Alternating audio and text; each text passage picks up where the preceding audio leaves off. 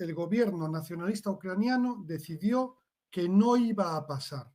Habían nombrado a un presidente provisional hasta las elecciones que hubo después en junio del 2014, hasta las elecciones tenían ahí un presidente provisional, no recuerdo el nombre, podía mirarlo, pero vamos, ese presidente provisional se plantó, dijo, no podemos ir más allá, Crimea la hemos perdido, pero no podemos permitir una injerencia de Rusia en la política interior ucraniana.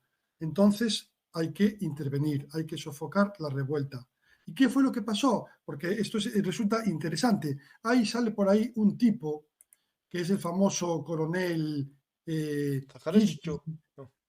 Igor Girkin, que se No sé. llama también Strelkov, alias Strelkov, que es un nacionalista ruso veterano de otras guerras. Por ejemplo, estuvo en Transnistria metiendo cizaña en el año 91-92, en otras guerras, etcétera. Pues ese hombre era un defensor acérrimo, un nacionalista acérrimo, defensor de la Nova Rasilla.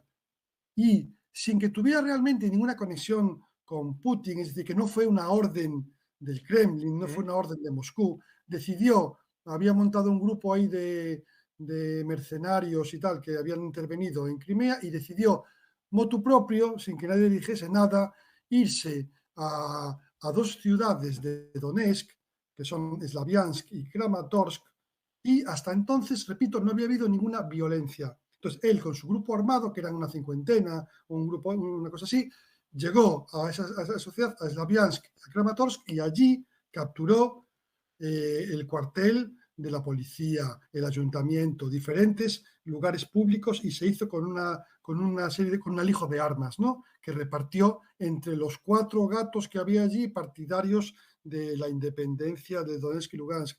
Eran 4 gatos a los que armó.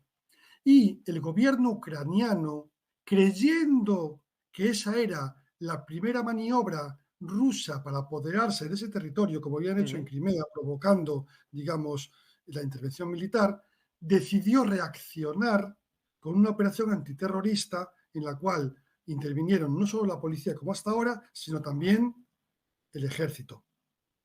O sea que de alguna manera esa operación del coronel Strelkov no fue una operación planificada por Rusia. Rusia se encontró con ese hecho Con esto, consumado. sí. Igual que para que veáis qué complejo era una situación realmente complicada.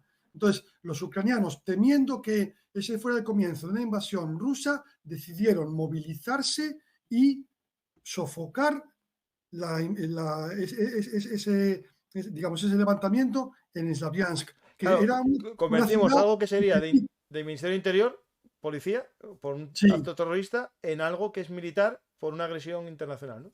justo. Entonces, como no tenía prácticamente fuerzas el ejército ucraniano, lo que hizo fue ordenar la movilización parcial.